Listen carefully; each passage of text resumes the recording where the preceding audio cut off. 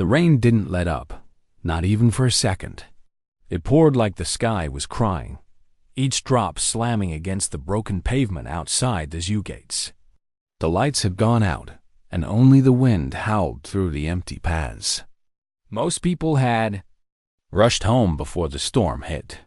But not Sam Dodd. His shoes were soaked. His thin shirt clung to his bony frame. His hands trembled, not from the cold, but from something deeper. In one of those hands was a small, crumpled piece of bread. He held it close to his chest like it was treasure. He didn't walk through the front gate. Sam knew better. He squeezed through a broken fence behind the building where no one ever looked. That's where he'd been before. That's where he saw it. The cage stood in the farthest corner of the zoo, behind the storage sheds and the forgotten tools. The bars were bent, the paint peeling, and the sign above it had long faded. Most people didn't even know there was a lion cub back there. But Sam did. He had seen him once just for a moment when he'd wandered too far on a school trip. A little golden creature curled in the shadows of the cage, too small for what he was supposed to be. The other kids hadn't noticed. The teacher hadn't cared. But Sam couldn't forget. Tonight, he had come back. He crept through the dark paths. Rain stinging his face, water pooling in his socks. His heart pounded as thunder crashed above. Then he reached it. The cage.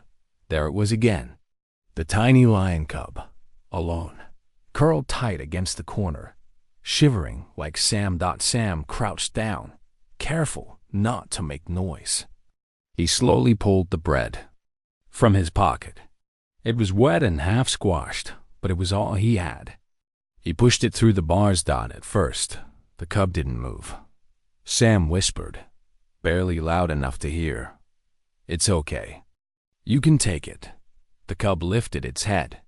Its eyes were wide and scared, but not wild. It sniffed the air.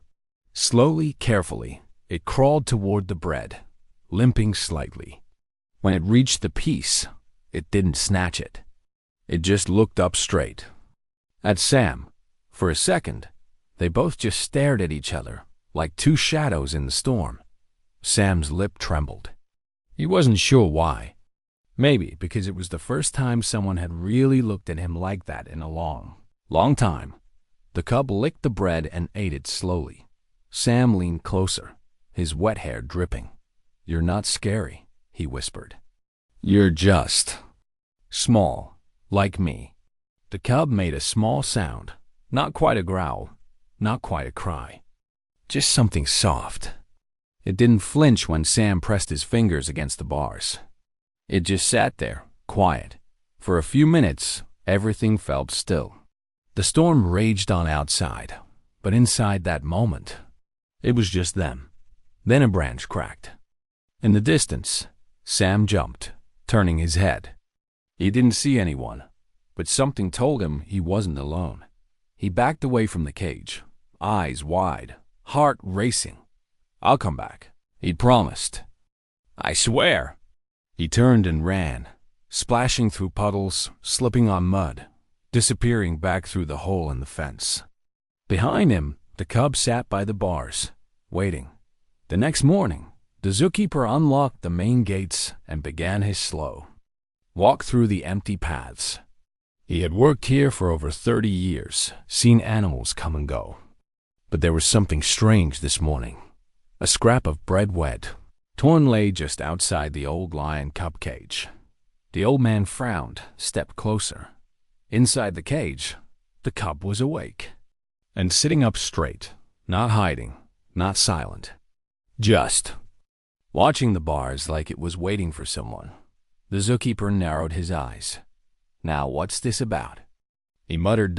He looked around. No footprints. No signs of a visitor. But something had changed. The cub's eyes weren't just scared anymore. They looked hopeful. The old man turned, glancing once over his shoulder. He didn't say anything else.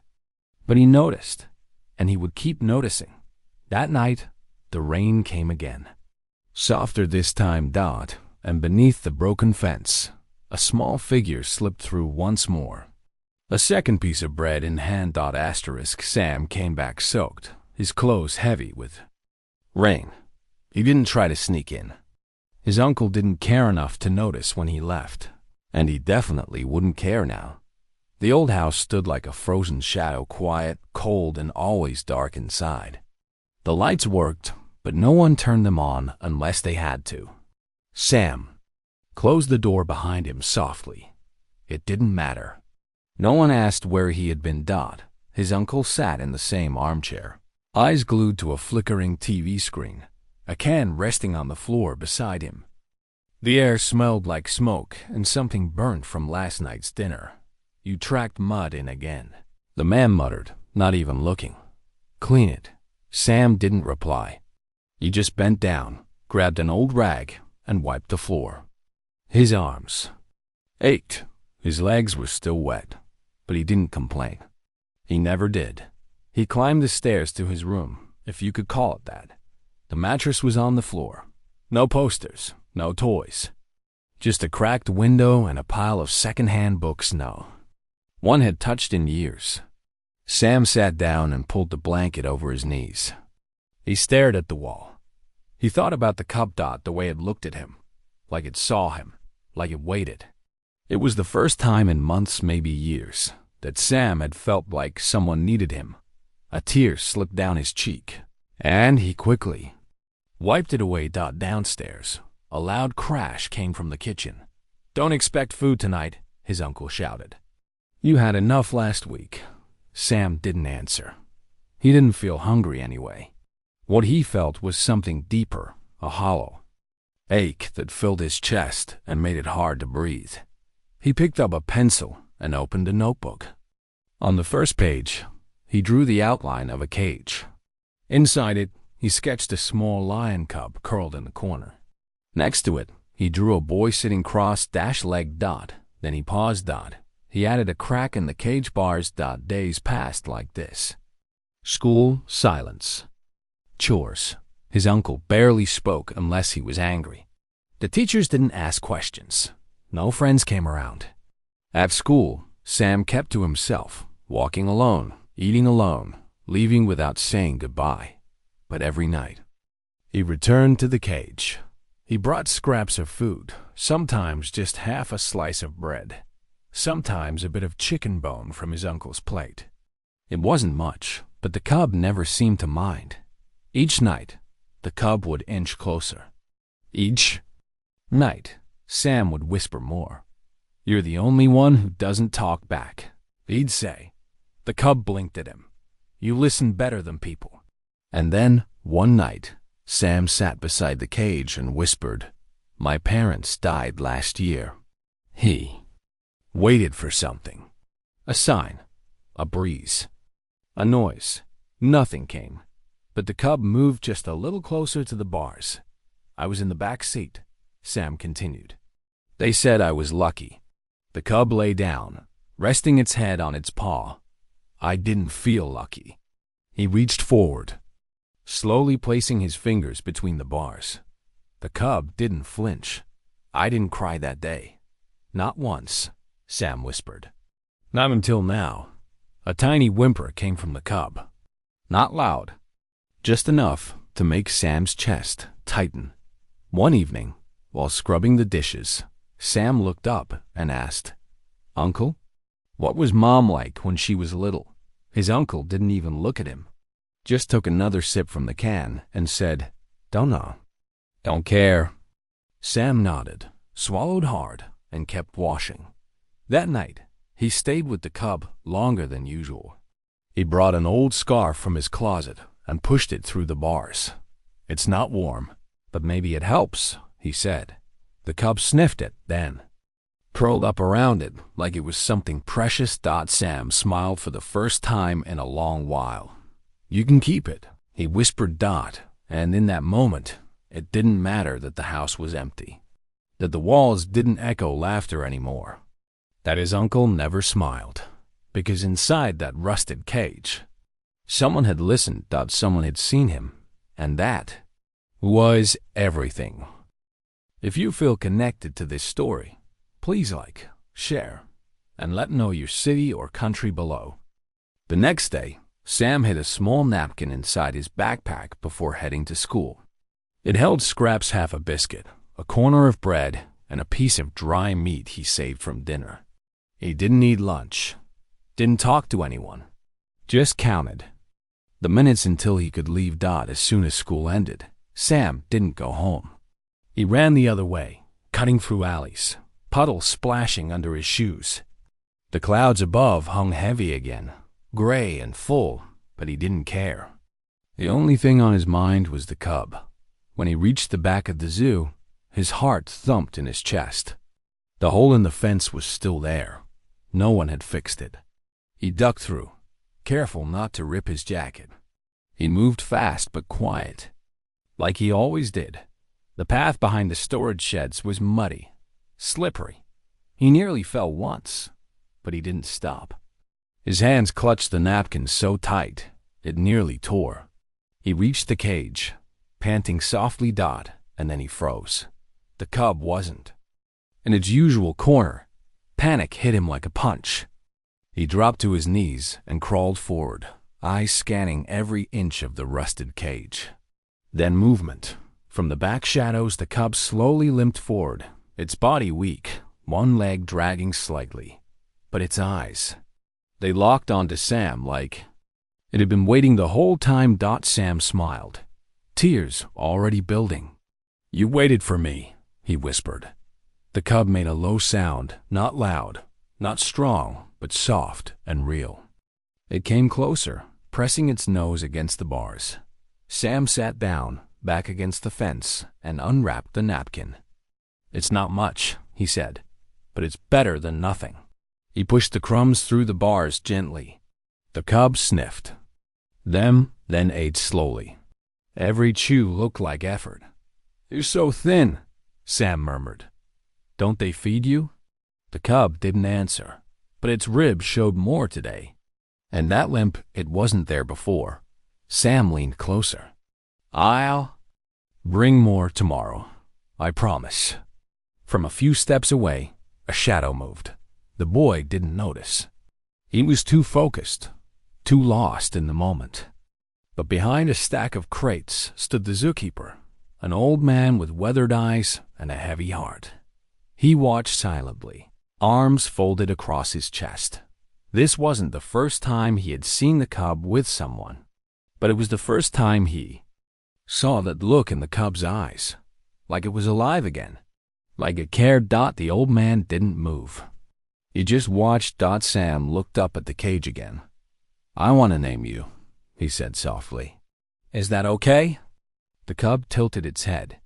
"I think I'll call you Soul," he smiled. "Short for solace. It means comfort." The cub blinked. "'Cause that's what you give me." The wind blew gently, rustling the trees behind the fence. Sam leaned closer to the bars and whispered, "I know what it feels like to be left." The cub pressed its head against the iron. Sam did the same. For a second, boy and lion shared one silent breath. The zookeeper shifted behind the crates. The noise made Sam jump. He stood up quickly, heart pounding. "Who's there?" No answer. He scanned the area but saw nothing.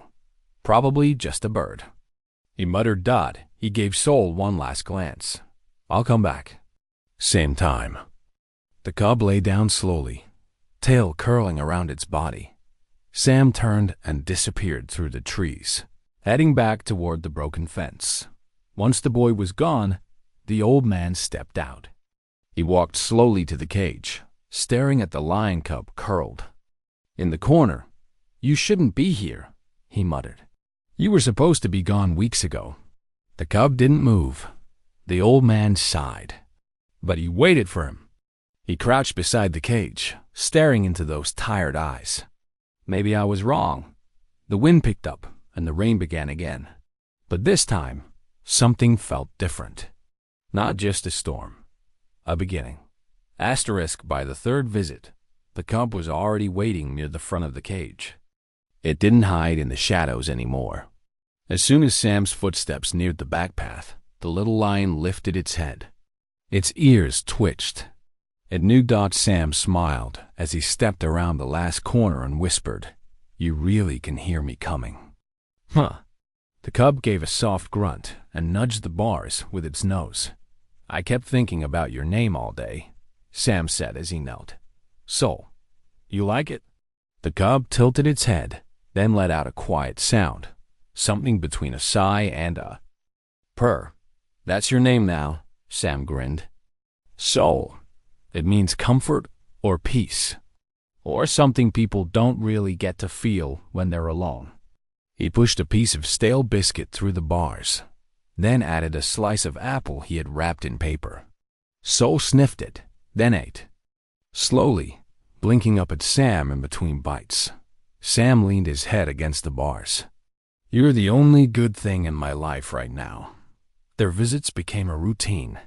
Day after day, Sam came with food, stories, and whispers. Sometimes he'd talk about school, other times about his parents. Soul never moved away, always listened, always stayed close. One evening, Sam crouched in front of the cage, and before he could say anything, Soul stood and walked toward him, no limp this time. The cub pressed its head right against the bars. Sam reached through with 2 fingers and touched the soft fur. "I missed you too," Sam whispered. But that night, when Sam snuck back into the house through the back door, someone was waiting. His uncle stood at the kitchen table, arms crossed, face hard. "Where have you been?" Sam froze. "You think I don't notice?" "Crawling in like a rat every night. Where are you going?" Sam didn't answer. His uncle took a step closer. "What are you hiding?" Sam looked down, his fists clenched. "Nowhere. You're lying." "I'm not." The man grabbed Sam's arm. "Don't make me ask again." Sam jerked back. "It's none of your business." There was a tense pause.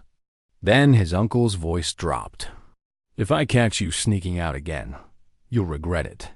Sam's chest tightened. He didn't say another word. He walked past his uncle, climbed the stairs, and closed the door behind him without slamming it.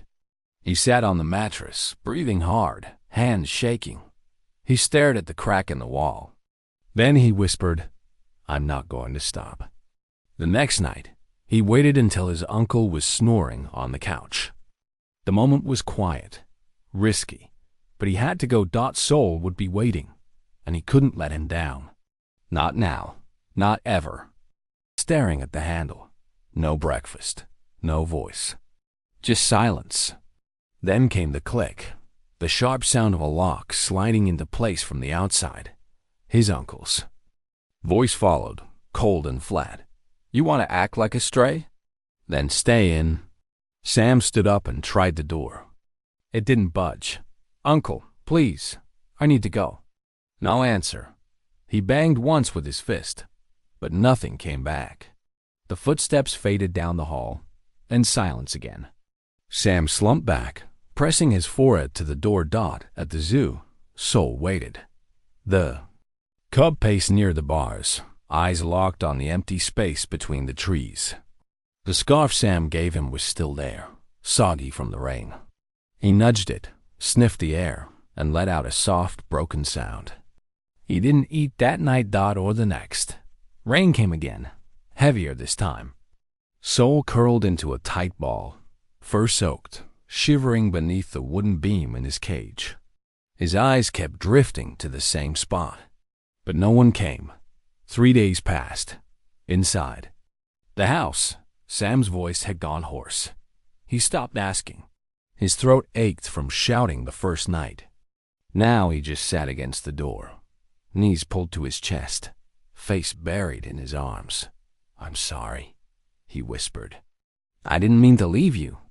The food his uncle shoved under the door remained untouched. At the zoo, the zookeeper made his usual rounds, though slower now. His knees had grown stiff over the years, but his eyes were still sharp. That night, he passed the old cage. He stopped. Soul didn't lift his head. He didn't move. The old man narrowed his eyes. "Where's your little friend now, huh?" He muttered. Still nothing. He crouched beside the bars and looked closer. The cub's ribs showed more than usual. His breathing was shallow. "You're waiting for him, aren't you?" A soft twitch of Saul's ear. The old man sighed, rubbed his hand over his face. "You were never meant to last this long. I should have reported this cage closed weeks ago." He leaned closer, voice lower now. "But I didn't."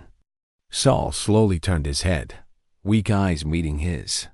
"I saw you with him," the man whispered. "You weren't dying then." Saul blinked once. "He's not gone, not yet." The cub let out the faintest sound, a broken hum, like something deep. Inside him still believed. The zookeeper stood. His voice was almost a whisper. "If that boy comes back, I'll be watching." He reached into his coat and pulled out a small tin of meat, slid it through the bars. Saul didn't touch it, but he looked at it. It was the first thing he had looked at in 2 days. Back in his room, Sam stared out the window. His breath fogged up the glass. He wiped it with his hand, drawing a shaky heart in the middle. Then he whispered, "Hold on." "So, just one more night." Sam didn't sleep. He waited until the house was completely silent, listening for the rhythm of his uncle's snoring through the wall. When it came slow and heavy, Sam moved fast. He used the metal piece he'd been hiding under the mattress, jamming it into the lock until it clicked open. His heart pounded as he crept down the stairs, holding his breath. He didn't stop to grab food. He didn't grab his jacket. He just ran out the back door, through the wet grass, over the fence, and straight to Saul. The night was cold. Not storming, but damp and heavy. He slipped twice, dirt staining his clothes, but he didn't care. As soon as he reached the back path of the zoo, he knew something was wrong. The air felt still. The cage looked darker than usual. "Saul?" he whispered, stepping closer. Then he saw him. Saul lay curled in the corner, not moving. His fur was soaked, stuck to his ribs. The scarf Sam gave him was still wrapped around his body. His breathing was slow, so slow it scared him. No. Sam dropped to his knees, reaching through the bars. "Saul, I'm here. I'm sorry I took so long. Please wake up." Saul's ear twitched, just barely. "Please don't leave me." Sam choked. "You waited. I'm here now. Please stay." Behind him, a soft voice spoke. "He's been waiting every night." Sam turned fast. The zookeeper stood under the shadows of the trees, arms folded, eyes deep and tired. His boots were wet, his coat covered in hay. Sam didn't know what to say. "He hasn't eaten since you vanished," the old man said. "Didn't even move until yesterday. Just lay there, breathing shallow, staring through the bars." "I didn't mean to leave him," Sam said quickly. "My uncle, he locked me in. I couldn't get out." The old man stepped closer, looking past Sam into the cage. This cub, he wasn't meant to survive, not even supposed to be here. Sam wiped his face with his sleeve. "What do you mean?" The man sighed, kneeling slowly beside him. He was born weak, from a litter that didn't make it. The zoo didn't have room or reason to keep him. He was supposed to be put down. Sam's eyes widened. "What?" "I stopped it," the man said quietly. "I told him I'd take care of it, just until no one asked anymore. But he's alive," Sam shouted. "He's still breathing." "Because of you," the man said, voice soft but heavy. "You gave him something. No one else did. A reason." Sam looked back at Saul. The cub had opened his eyes, just a little. "He trusted me," Sam whispered, "and I left him." The old man's tone changed. "This world isn't kind to things that are weak, especially not in cages." Sam clenched his fists. "Then help me, please. He can't stay like this." The man looked at him for a long moment. "You love him, don't you?" Sam didn't hesitate. "He's all I have." A silence fell between them. Finally, the zookeeper stood. "Then you'd better fight for him?" Because there's someone coming tomorrow. Someone who won't ask questions. Someone who makes problems disappear. What do you mean? The man looked at the cage, his face grim. It's cleanup day. They've decided he's not worth the cost. Sam's chest felt like it cracked open. You can't let them take him. I'm not in charge anymore, the man said. And? If anyone finds out I've let a boy sneak in every night. Sam stood too. Then hide him, please. Just until I can figure something out. You think you can fix this? The man asked. I have to, Sam said, tears in his eyes. Because if they take him, I won't make it either. The old man studied him in silence, then he nodded once. You have until morning. Sam dropped to his knees beside the cage again.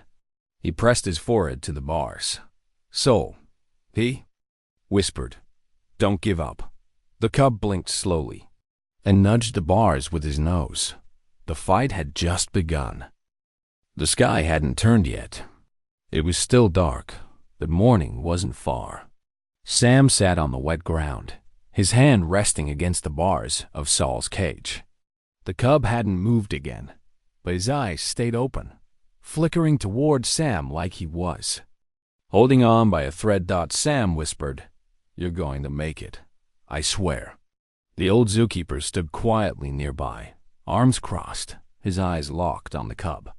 Come with me, he said at last. Sam looked up. What?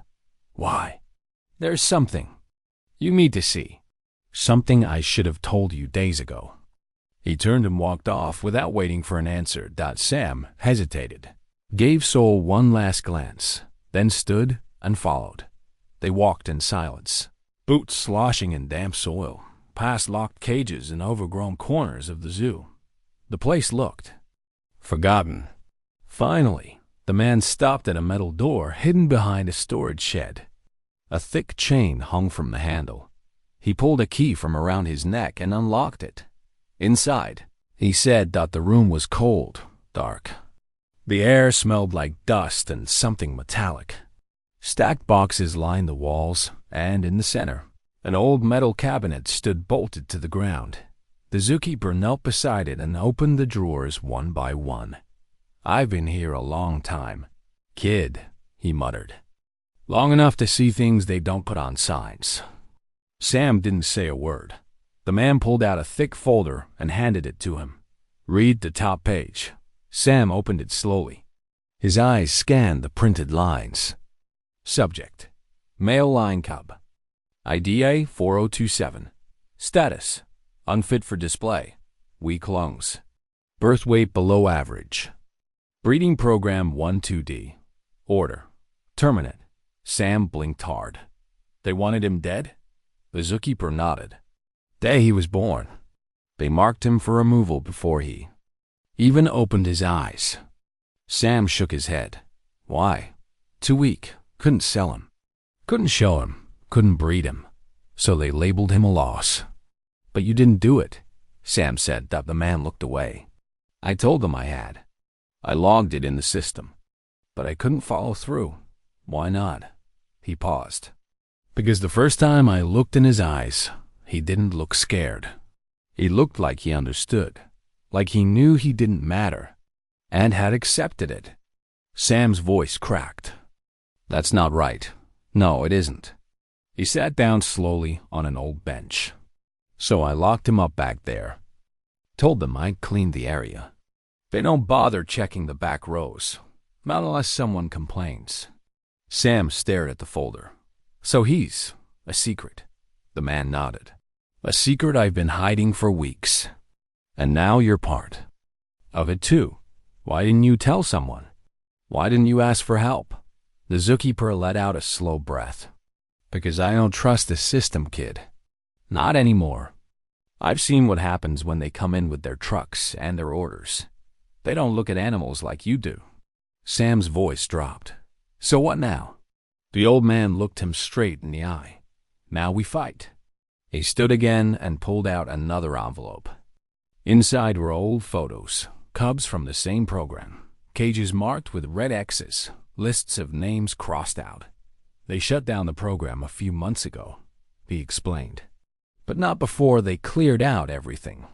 So, he's the only one left. Sam looked at the photos.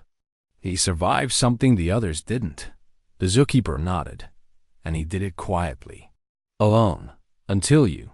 There was a pause. Then Sam whispered, "He's not just a cub. He's me." The old man didn't answer right away. Then he said, "I know." He placed a hand on Sam's shoulder. "I saw how he looked at you. That's why I didn't stop you the first night. That's why I've been watching from the shadows." Sam's eyes filled. He waited. Even when I didn't come, he waited. The man's voice grew firm. And he's still waiting now. So let's not waste another second. They stood together in the dark room. Two people who had nothing in common but one broken lion cub. And the truth that could end him. "We have till morning," the man said. "Let's give him a reason to keep breathing." Asterisk. They worked in silence at first. Sam followed the zookeeper back to the cage and slid the bolt open. Soul didn't flinch. He didn't even lift his head. "He's weak," the old man said, "but not gone." Sam knelt beside the bars. "So, it's me. I'm back, buddy."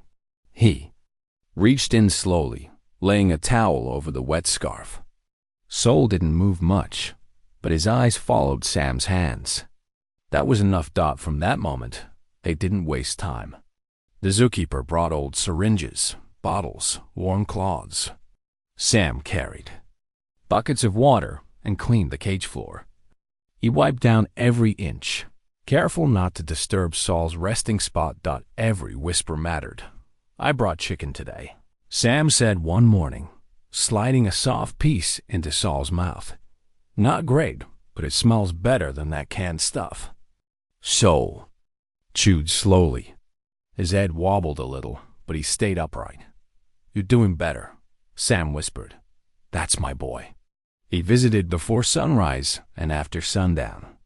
The zookeeper would unlock the path, and Sam would do everything: feed, clean, brush, even hum when Soul seemed restless.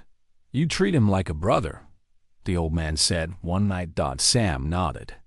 "He's my brother." The healing was slow, but it was happening. Saul's eyes grew clearer. He started lifting his head on his own. Once, he even tried to stand. But just when hope started to take root, trouble showed up. A black car rolled up to the zoo 2 days later. Sam saw it from the alley behind the fence. A man in a tight suit stepped out, walked straight into the main office. "Who's that?" Sam asked. The zookeeper frowned. "New manager. They sent him from the board." "What does that mean?" The man looked tired. "It means he's not here for the animals. He's here for the money." Sam's stomach sank. That evening, the zookeeper called Sam aside. He held a printed memo in his hand. "They're going to audit everything," he said.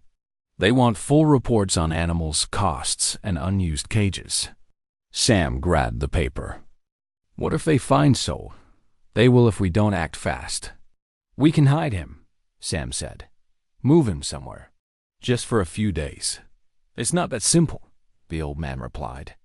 "They'll shut this place down if they catch even one mistake." Sam's voice cracked. "Then we fight, please. We can't give up now." The man looked at him for a long second. Then he nodded. "We fight." That night, Sam knelt beside Saul's cage and whispered, "They're coming for you. But I'm not letting them take you." Soul blinked, then reached his paw through the bars, resting it gently on Sam's hand. Sam held it tight. "You're not a mistake. You're a miracle." Sam didn't sleep that night. He sat at the small table near the kitchen, a pencil in one hand, a stack of paper in the other. His uncle had passed out on the couch, snoring. The lights were off. The house was quiet, but Sam's hands wouldn't stop moving. He wrote the same words over and over. "Please help save the lion cub named Soul. He's kind. He's real. He's not just an animal. He's my friend." Below it, he drew a tiny picture of Saul's face.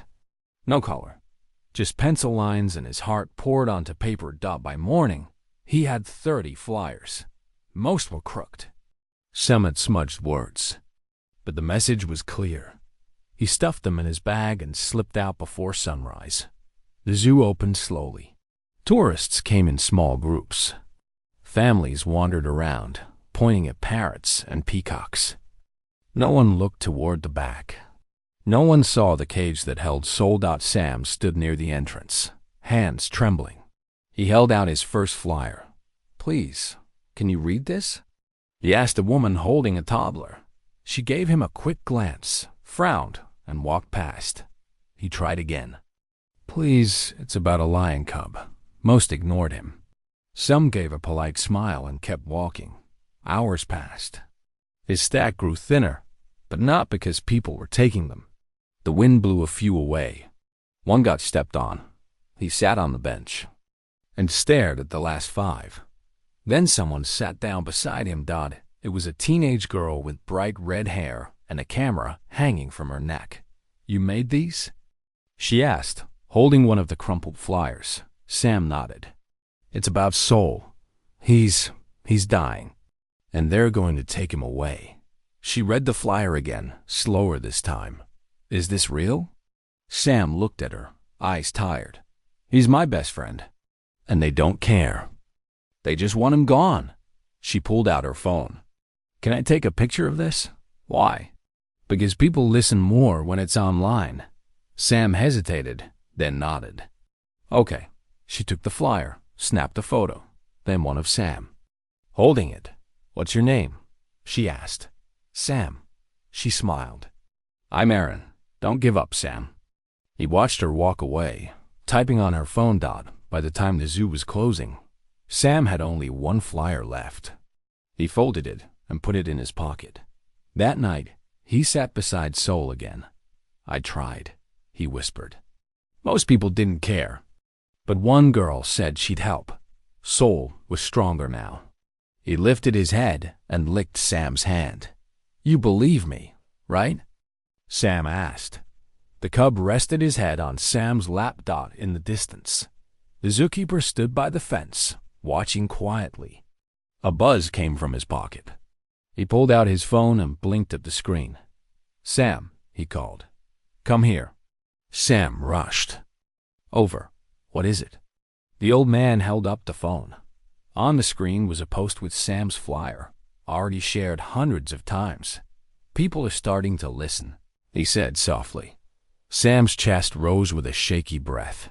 For the first time in a long time, he dared to hope. The next morning, thunder rolled in the distance. Rain poured from the sky like it had been waiting for this day.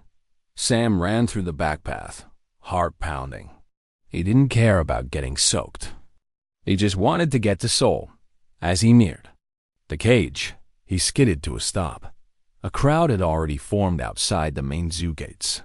Dozens of people, teenagers, moms with kids, even old men with umbrellas. Some held signs. Others had phones pointed straight ahead. One poster read, "Let Soul live."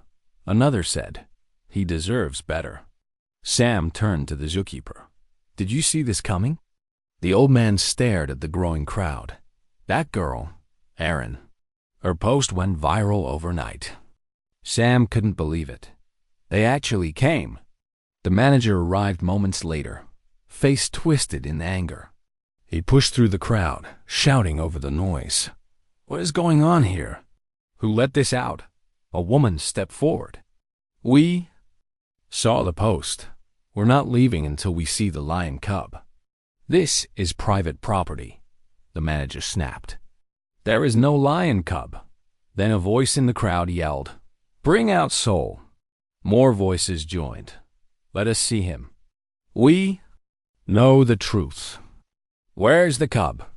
The manager stormed toward the back, eyes darting. When he spotted Sam standing near Saul's cage, he shouted, "You! Step away from there right now." Sam didn't move. He placed both hands on the bars. "He's mine. He doesn't belong to you," the manager growled. "He doesn't belong to anyone." Soul stirred inside the cage. His ears twitched. The noise, the shouting, it was new. But then he saw Sam's face. And he stood. The manager reached into his coat. I've had enough of this. Get away from the cage. This cub is being removed today permanently. No, Sam cried out. You can't take him. I own this property, the manager said. He's a liability. He was supposed to be put down weeks ago. The crowd gasped. Cameras flashed. People screamed. Phones lifted higher. Then something happened. Soul let out a sound. Not a whimper. Not a breath. A roar. It was loud, broken, but powerful. A cry of pain, of fear, of life. The crowd went silent. The manager froze. And Soul roared again. Sam turned toward the crowd and shouted. He was supposed to die, but he didn't. He waited for someone to love him. He's not a danger. He's not a mistake. He's family. The old man stepped forward, placing a hand on Sam's shoulder. That roar just told the world everything. Reporters pushed to the front. Is this true? Was the cub going to be killed? How long has he been hidden? The manager backed away, face pale. Then someone shouted, You're not getting away with this. People began chanting, Save Soul! Save Soul! Sam knelt beside the cage again. You did it, Soul. You finally found your voice. The cub pressed his head to the bars, eyes locked on Sam. Single quotes S. In that moment, the world knew. Soul was no longer a secret. He was a symbol. And he was not going down without a fight. Asterisk. By sunrise, the video had already reached 1 million views. It showed everything. The manager trying to drag Sam away. The crowd shouting, the little lion cub standing on wobbly legs, and that roar. That unbelievable, heartbreaking roar that made the whole world stop and listen. Within hours, it was everywhere. Social media feeds, news broadcasts, even school group chats. Some called it the roar that broke the fence. Others simply wrote, #SaveSoul. The zoo, once half forgotten, was now at the center of a storm. Sam didn't know any of that when he arrived the next morning. He just wanted to make sure Soul was okay. But as he turned the corner toward the cage, he froze. There were vans, big ones, with logos, microphones, people with cameras, reporters. The zookeeper met him halfway. You're famous now, kid. Sam blinked. What? You're all over the news. They want to talk to you. I didn't do it for that, Sam mumbled. The old man smiled. I know. That's why it matters. One reporter rushed forward. Are you the boy in the video? Sam stepped back. Another voice called.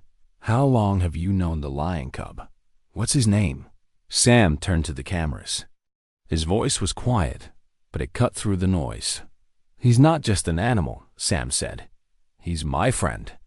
That? One sentence spread faster than anything else. TV anchors quoted it. Celebrities reposted it. Someone even printed it on a shirt with Saul's face below it. Inside the cage, Soul was curled beside the bars, looking out at the people. He wasn't scared anymore.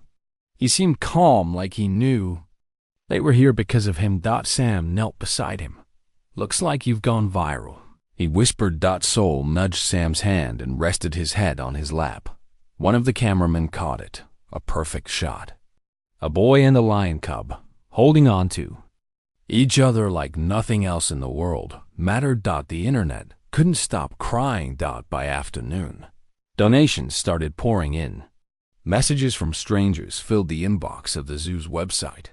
How can we help Soul? Where can we send food? That boy and that lion, they saved each other. A petition was launched. Give Soul a safe home. It passed 50,000 signatures before evening. Still, the zoo manager hadn't spoken. He stayed locked inside his office. The staff whispered about what was coming next. Sam didn't care about any of that.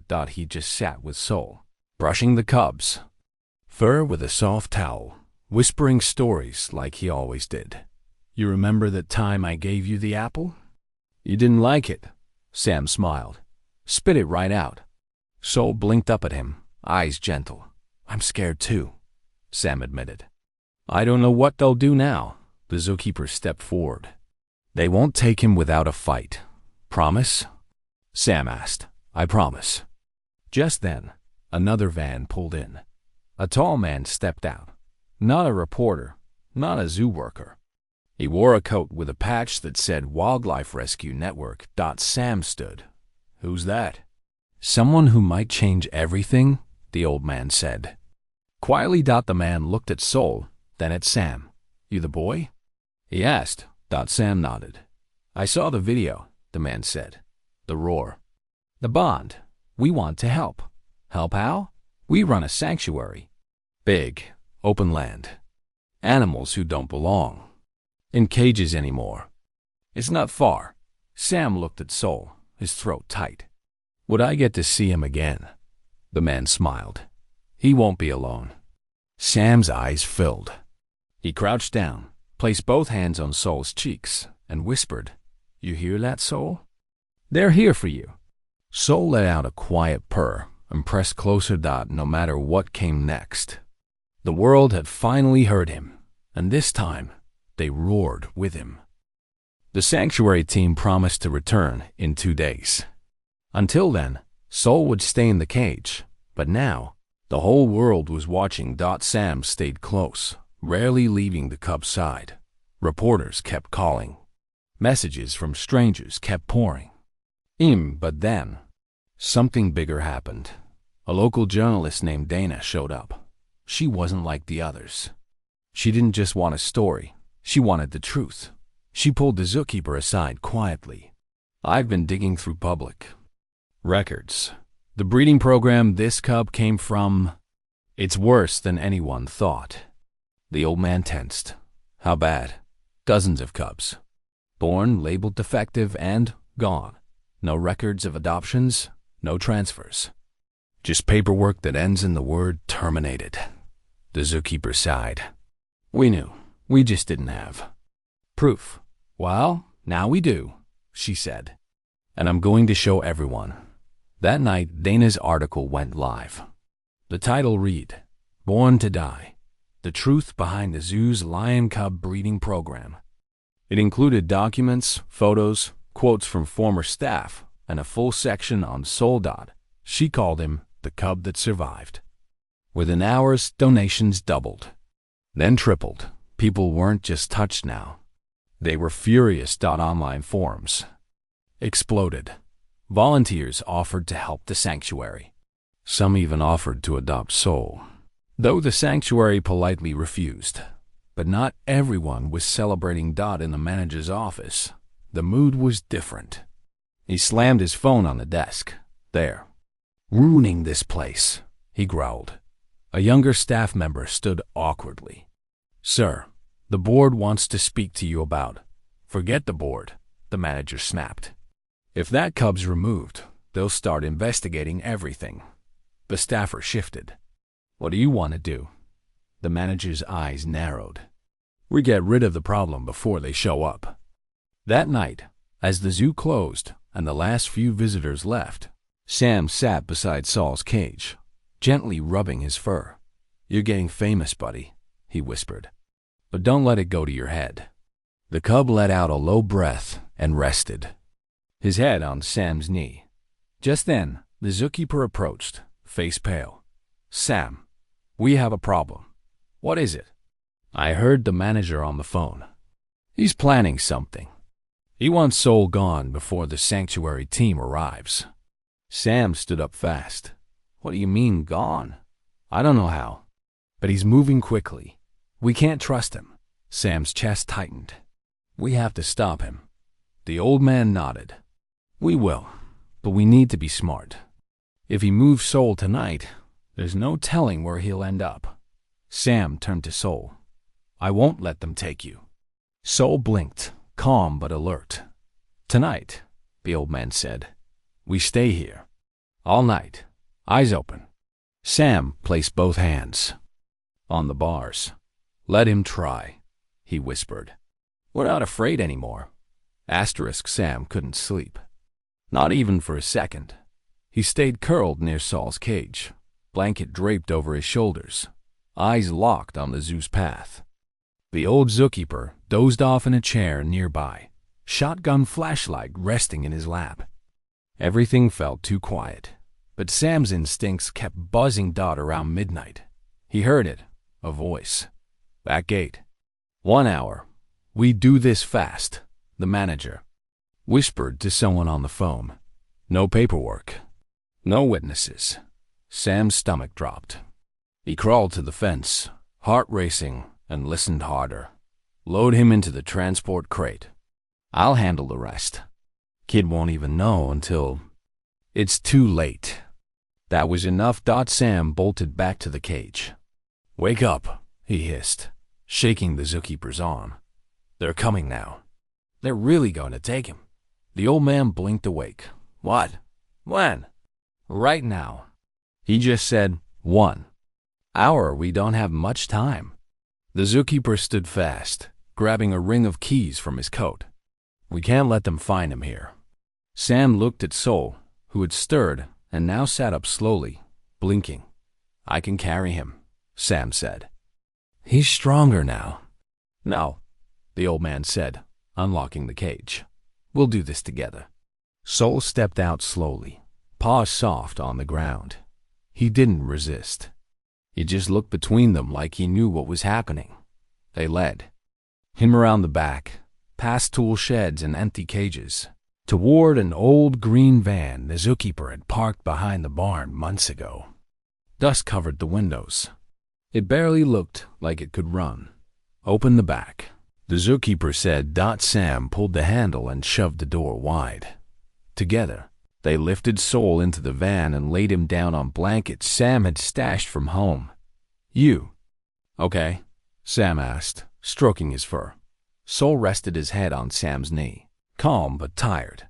The zookeeper jumped into the driver's seat. We go out the service road. No cameras. No gate codes. Sam climbed in beside Sol, shut the door behind them, and whispered, We're going somewhere safe now. The engine groaned, then roared. Tires rolled slowly through the gravel, past the sleeping zoo. Sam peeked through the back window and saw 2 silhouettes standing near the loading dock, the manager and a second man. They were too late. As the van turned the final corner, headlights caught the tail end of the road. Faster, Sam urged. He saw us! The zookeeper hit the gas. Tires screeched. The van flew past the last fence post behind them. Shouts rang out, but Sam didn't turn back. He just held Sol's paw tightly. It's over, he whispered. We're free. Sol let out a quiet sound, not a roar, not a cry, just peace. The van slowed as they reached the edge of a forest road. A wide wooden gate opened, and a woman waved them through. She wore a green jacket with a badge that said Wild Meadow Wildlife Sanctuary. Sam peeked out the window, eyes wide. There were no cages, no bars, just grass, trees, and quiet. The zookeeper parked the van near a large fenced enclosure. The woman came around, opened the back doors, and looked at Sol gently. This is him? She asked. Sam nodded. This is Sol. She smiled softly. He's got the whole field to himself. Shade, fresh water. He can heal here. They lifted Sol out together. He didn't resist, but he didn't move much either. His head hung low, his eyes blank. They led him to the soft earth near a tree. He hasn't looked like this since before I found him, Sam whispered. The zookeeper knelt beside Sol. It's shock. He doesn't know where he is yet.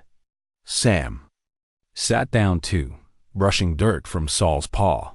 Why won't he lift his head? He asked. The old man glanced at Sam.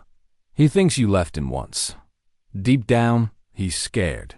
It'll happen again. Sam's chest ached. But I came back. I know. And he'll know too. just not yet. The staff brought blankets and a soft bowl of food.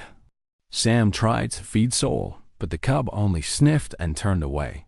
That night, Sam refused to sleep inside the lodge. He rolled out a sleeping bag right beside. Saul sighed. He laid one hand on the cub's ribs and whispered, "I'm still here. I'm not going anywhere. This place is yours now. No more cages." Soul didn't respond, but his breathing was steady. The stars blinked above them, and the trees stood still. Sam pulled the blanket higher and whispered again, "You're safe, Soul. Really safe." And this time, the cub's tail gave the faintest. Twitch. Sam woke to a soft sound, a shuffle in the grass beside him. His eyes opened slowly. At first, he thought he was dreaming, but then he saw Soul was standing, not struggling, not limping. Standing tall, his head lifted, his eyes clear. The golden light of morning washed over his fur like a quiet crown. Sam sat up, heart racing. "Soul?" The cub turned to him, Sam's mouth hung open. "You're standing." Soul took one step forward. Then another. Sam leapt to his feet and clapped. "Yes, you did it." The sound startled a few birds from a nearby branch, but Soul didn't flinch. He kept walking slow but steady into the open field ahead. The zookeeper stepped out from the lodge. His face lit up the second he saw them. "Well, I'll be." "He's okay," Sam said, barely holding back tears. "He's really okay." Soul paused near the tall grass, stretched, then let out a small, deep noise. Not a roar, but something close. "I've been waiting to see this," the old man whispered. "That walk? That's freedom." Sam followed Soul out into the field, laughing as he jogged beside him. "You're free now," he said. "No more cages, no more hiding." Soul stopped and looked at him, blinking slowly. And just like that, the moment felt real. Later that day, as Soul lay peacefully under a tree, the sanctuary manager sat beside Sam on the bench. "You've done something no one else could," she said. "I didn't do it alone," Sam replied. She smiled. "But here's the hard part, Sam. We need to talk about what's next." Sam looked down. "I was afraid you'd say that. You've helped him adjust. He trusts this place. And he trusts you. But we can't keep you here forever." "I know," Sam whispered. I don't know how to say goodbye." "You don't have to say goodbye forever," she said. "Just goodbye for now." That night, Sam sat beside Soul one last time. He ran his fingers gently through his mane. "I have to leave soon," he whispered. "But you're strong now. You're safe." Soul pressed his head against Sam's side. "Just for a moment. I'll visit," Sam promised. "You'll hear my voice again." The cub didn't move, but Sam knew he understood. The sun dipped low, painting the sky in soft orange and for the first time, Sam didn't feel scared, because Soul was no longer the broken cub in a rusted cage. He was whole. He was home. He heard him.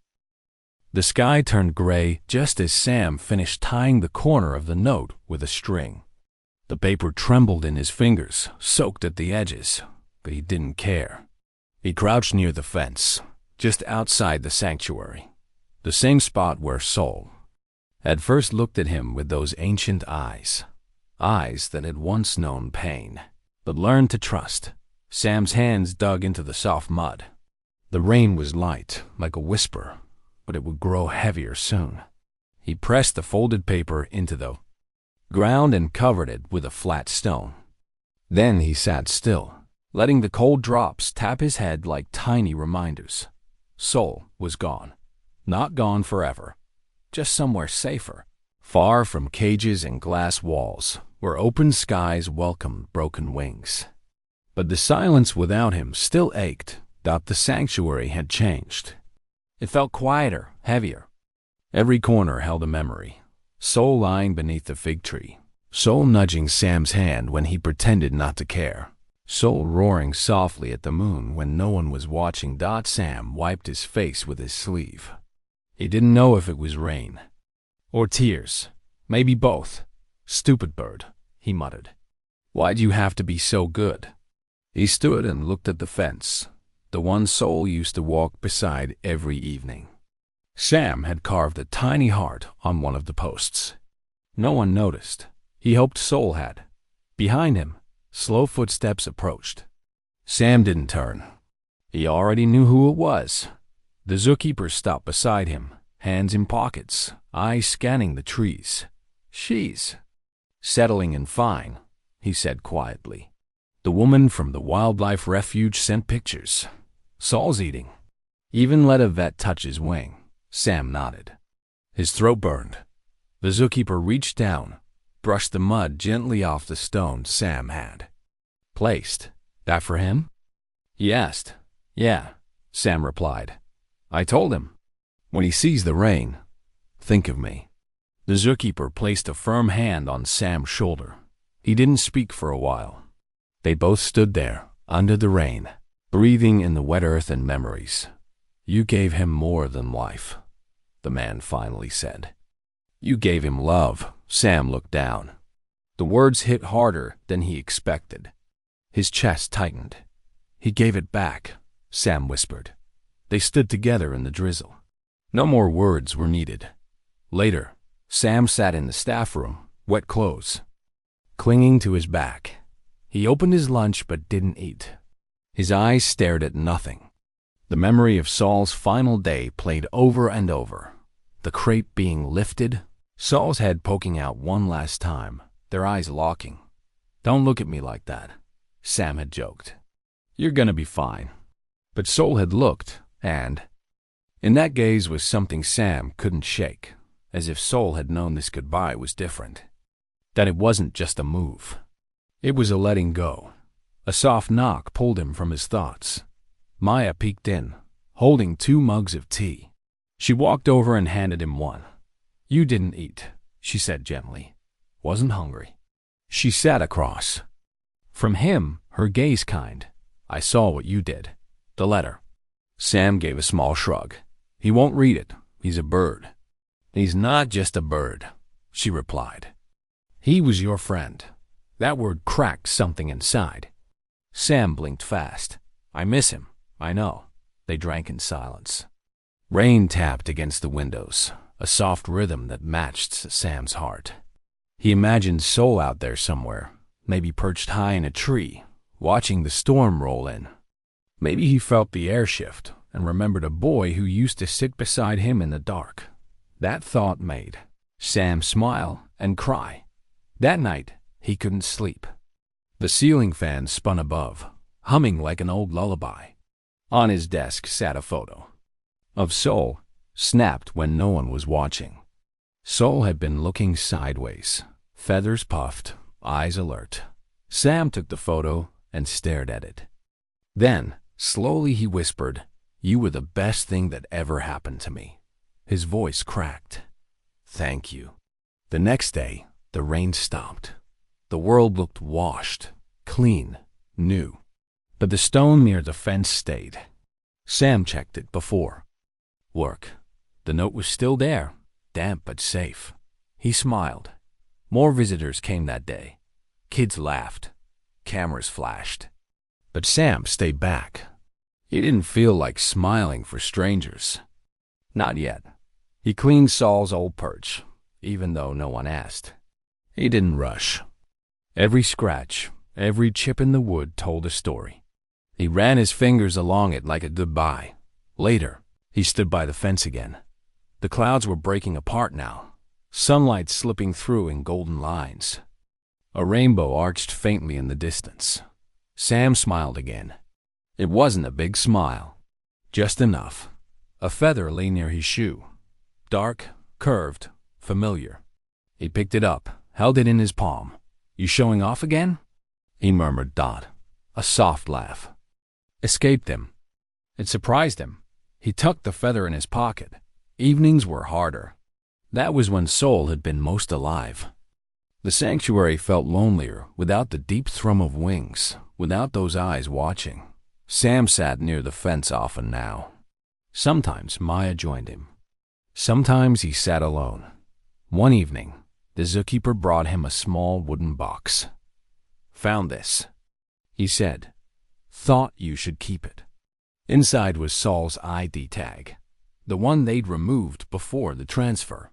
It was scratched, worn, but it meant everything. "Thanks," Sam whispered. The man nodded. "You're stronger than you think, kid." Sam held the tag tight in his fist. "I just miss him. That's okay." Weeks passed. The letter stayed. Visitors came and went, but Sam never forgot. And every time it rained, he whispered, "Think of me, Soul?" Sometimes, when the wind blew just right, he swore he heard a soft cry in the sky. Maybe it was nothing. Or maybe Soul was saying, "Hello." Either way, Sam never stopped listening. Asterisk. The sun peeked through the morning mist, brushing the sanctuary in soft gold. Sam stood by the fence again, eyes on the spot where the letter still lay beneath the stone. It hadn't rained since. He wondered if Soul felt the dry skies too. Missed the bird every hour, but the ache had softened. It no longer felt like falling. It was something else now. A quiet presence. A memory that stayed. He reached into his pocket, pulled out the feather. Still smooth, still perfect. He ran, his thumb across the curve, then tucked it back. His shift was about to start. The zookeeper waited by the main gate, clipboard in hand. He looked tired but lighter somehow. Sam walked up, ready to ask about the new rescue arriving today. Before he could speak, the old man said, "Walk with me." They didn't head toward the enclosures. Instead, the zookeeper led him behind the staff sheds, past the compost bins, down a narrow trail most people ignored. Sam followed quietly. They stopped at a bench beneath an old tree, the kind that creaked in the wind. "I want to tell you something," the man said. Sam sat beside him, waiting. The zookeeper looked ahead, not at him. "Years ago, I had a son." Sam blinked. "You did?" "Yeah." His voice was low. "Little guy, always running, always laughing. He'd sneak animal crackers into the monkey cage and call them his secret friends." Sam gave a tiny smile, but the man's face didn't change. "He got sick," the zookeeper continued. "Really fast. We tried everything, but he didn't make it." Sam's heart sank. He didn't know what to say. He looked down at his hands. "I'm sorry," he murmured. The zookeeper nodded slowly. "After he died, I quit everything. Took a year just to breathe again. Then one day, I walked past a bird sanctuary. A hawk flew low, looked me right in the eye, and I felt something." He paused, then finally turned to Sam. "When Soul came, here I didn't see a bird. I saw my son." The same fight in his eyes, the same quiet sadness. "And then you came." Sam swallowed hard. "Me?" "You reminded me too," the man said. "The way you sat by Soul, the way you talked to him. You both needed something, and somehow you gave it to each other." Sam's chest felt tight. "I didn't know. I never said it. But watching you two, it gave me something back, a piece of what I'd lost." Sam was quiet. Then, softly, he said, "Soul gave me a piece too." The wind rustled the tree above them. Leaves fluttered down like soft whispers. "I think," the zookeeper said slowly, "we were all broken when we met. Me, you, and Soul. Different kinds of broken. But somehow, we helped each other heal." Sam nodded. His eyes stung, but he didn't blink them away. "You think Soul knows?" he asked. "That he mattered?" The zookeeper looked up at the sky. "Yeah, I do." They sat in silence for a while. Then the zookeeper stood and stretched. "Come on," he said. "Let's check on the new rescue. Name's Theo. Big appetite, bigger attitude." Sam followed, still thinking about what he'd done. Heard. As they walked, he glanced at the feather again. Later, during lunch, Maya slid into the seat beside him. "You okay?" she asked. He nodded. Just a lot on my mind. She smiled gently. You want to talk? I met his son today. Sam said. Maya blinked. Wait, the zookeeper? Not really met, Sam corrected. He told me about him. Said he passed away when he was little. Maya's face softened. I had no idea. Me neither. But it makes sense now. Why he cared so much about Soul. Why he let me stay even. After I messed up. Maya looked at him. He sees you, Sam. The real you. Sam didn't respond, but the words stayed with him. That evening, before heading home, Sam walked back to the fence. The letter was still there. The stone hadn't moved. He crouched down, ran his fingers across the edge. I met someone today, he whispered. Someone like you. Someone who saw you like I did. He smiled to himself. You helped more than just me, Soul. You helped him. Too. A soft breeze passed through the trees. Sam closed his eyes and let it wrap around him like a whisper. The next morning, the zookeeper was already sweeping near the gate. Sam walked up and tapped his arm. Hey, he said. Can I ask you something? The old man nodded. What was his name? Your son. The zookeeper smiled, eyes distant. Leo, he said. Short for Leonard. Sam's lips curved gently. That's a good name. Yeah, the man said quietly. It was. They stood there for a while, watching the sunrise. After a moment, Sam spoke again. I think Soul would have liked him. The zookeeper gave a soft laugh. I think. So too. They didn't need to say anything else. Before the day ended, Sam returned to the bench under the tree. He pulled out a piece of paper and started writing again. But this time, it wasn't for Soul. It was for Leo. When he finished, he folded it gently and placed it beneath the tree roots. Rest easy, he said. Then he walked back, his steps a little. Lighter. They were three, boy, bird, and old man. And somehow, they'd found each other when they needed it most. And though two had wings and one had memories, they all carried love. Asterisk thunder rolled low across the sky as Sam stepped through the sanctuary gates. Years had passed, but the smell of wet soil and old trees hadn't changed. His boots sank slightly into the muddy path. The sky was dark, heavy with rain waiting to fall. He paused, eyes scanning the place that once felt like home. The benches were older. The paint on the fence was peeling. But the air still carried the same hush, the same quiet breath of something sacred. Sam walked slowly, his heart pounding harder with each step. The sanctuary was quiet. Visitors had long gone. The storm had scared them away, but not Sam. He came because of it, because it was raining again. He followed the path around the back, the same one he used to take when sneaking scraps for Soul. His hand trembled slightly as he reached into his pocket and pulled out a folded piece of paper. The same letter he'd once buried under a stone, worn, fragile, still unread. Then, through the silver mist of rain, he saw movement. A shape, tall, broad, golden, standing just inside the enclosure. It was him. Soul. Older now, stronger. His mane fuller, darker. A true lion, majestic, calm, powerful, but his eyes, they hadn't changed. They still held that quiet knowing. Sam froze. Soul stepped closer, paws silent on the wet grass. He moved with slow grace until he stood right at the edge of the fence. Neither of them moved. The rain began to fall, soft at first, then steady. Drops clung to Sam's hair, his jacket, his lashes.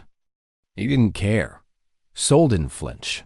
They stood in the rain, staring at each other like time enfolded in on itself. Sam's voice cracked as he whispered, "You remembered."